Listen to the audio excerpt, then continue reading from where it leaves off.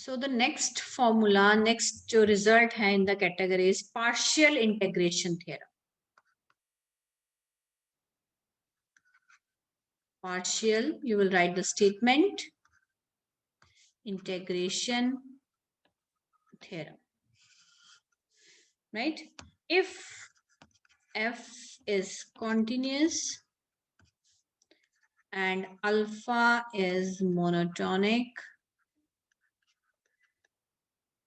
on the closed interval a to b. तो इस theorem के लिए कंडीशंस क्या है? फंक्शन एफ कॉन्टिन्यूस होना चाहिए, अल्फा मोनोटोनिक होना चाहिए. Then integration a to b f d alpha, we have the formula f of x into alpha x over the interval a to b minus integration of a. इनका role interchange कर देना है, alpha with respect to f, alpha with respect to x. So where f of x, alpha x over the closed interval a to b, this is equal to fb alpha b minus alpha a, fa and alpha. ये आएगा आपका. So on the behalf of this theorem, we will do some questions. Now the first question in the category is,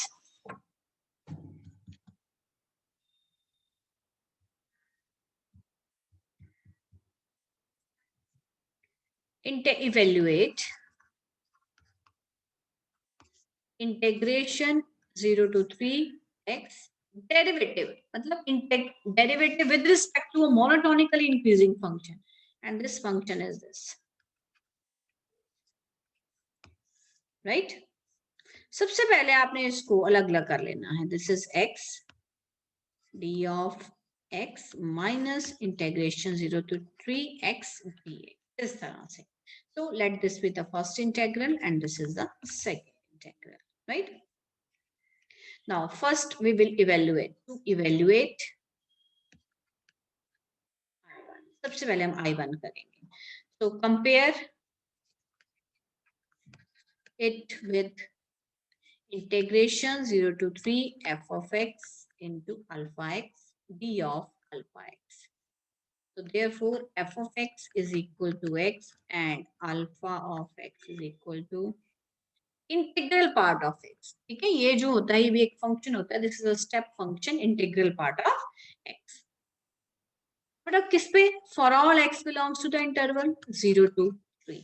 अब पहले बात करेंगे F of x continuous है कि नहीं.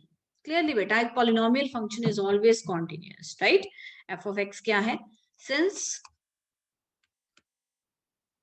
F of x is a polynomial function,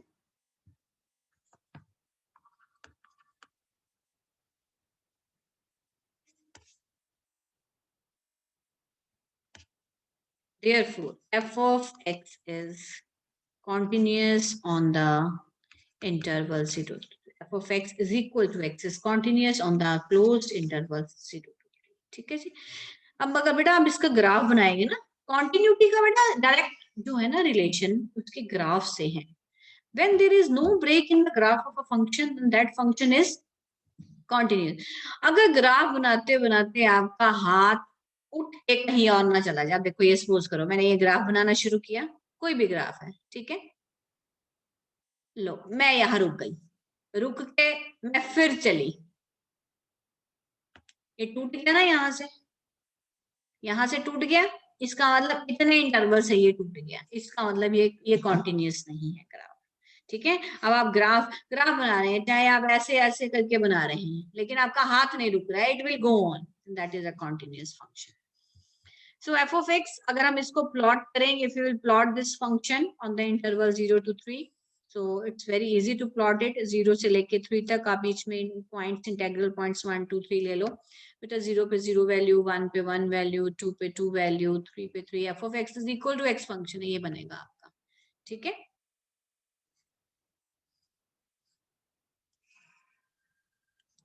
this is the value of x and this is the value of f of x, so this is continuous, right? Now the second is alpha of x, alpha of x is monotonically increasing. अब alpha of x जो function है वो है integral part of x. Integral part of x का मतलब है कि जब इसमें इंटीजर पुट करेंगे, for all x belongs to 0 to 3, and you will put the integers. ठीक है, अब देखिए जरा ग्राफ की कैसे शेप बनती है। तो जब आपने x लिया 0, तो अल्फा ऑफ 0 आया, इंटेग्रल पार्ट ऑफ 0 इज 0। जब आपने लिया 0 less than x less than 1, तो बेटा अल्फा ऑफ x एक से छोटा है बेटा, तो इसका मतलब जो भी वैल्यू आएगी वो 0 और 1 के बीच में लाई करिए, मतलब डेसिमल वाला नंबर आ रहा है इसका मतलब इसमें, तो डेसिमल का मतलब उसका इंटेग्रल पार्ट क्या आएगा, 0 आएगा।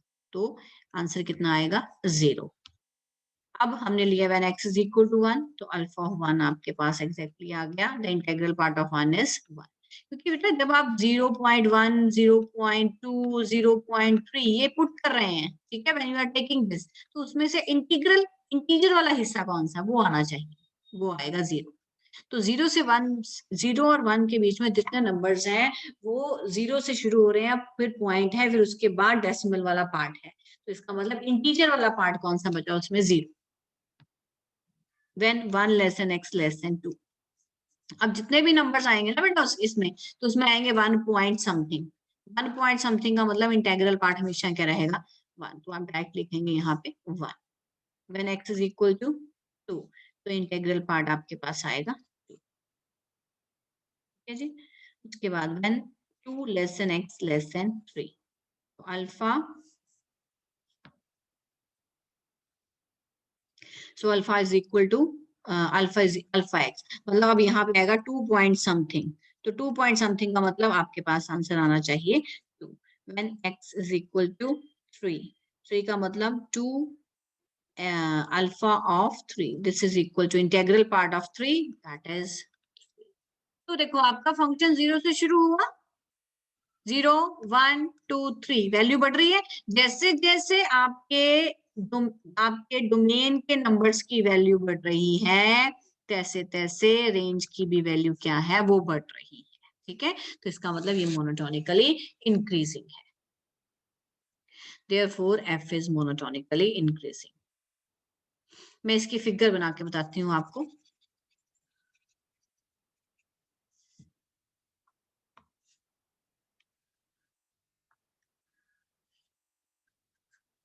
तो इंटेग्रल पॉइंट्स इसमें कंसीडर करिए 0, 1, 2, 3। बेटा 0 पे वैल्यू 0, ठीक है जी, ये हो गई। 0 और 1 के बीच में भी वैल्यू कितनी है, 0 है। 0 और 1 के बीच में वैल्यू कितनी है, 0। 1 पे वैल्यू कितनी है, 1। ये लो है, हमने 1 लगा दिया। ठीक है, 1 और 2 के बीच में भी वैल्यू कितनी है, 1 और 2 के बीच में वैल्यू कितनी है, 1 है, यानी 2 से पीछे पीछे, 2 से पीछे पीछे। 2 पे वैल्यू कितनी है, 2। 2 और 3 के बीच में वैल्यू कितनी है, 2। 2 कॉन्टिन्यूअस फंक्शन नहीं है बेटा ये, क्योंकि मेरा देखो मेरा हाथ उठ रहा है ना, मेरा हाथ, ये देखो ये गैप नहीं आ गया बीच में, गैप आ रहा है आपका। ठीक है, क्योंकि आपका इस पॉइंट पे गैप आ रहा है। फिर उसके बाद अगला 3। ठीक है, 2 और 3 पे वैल्यू, 2 और 3 पे कितनी है, 3 है।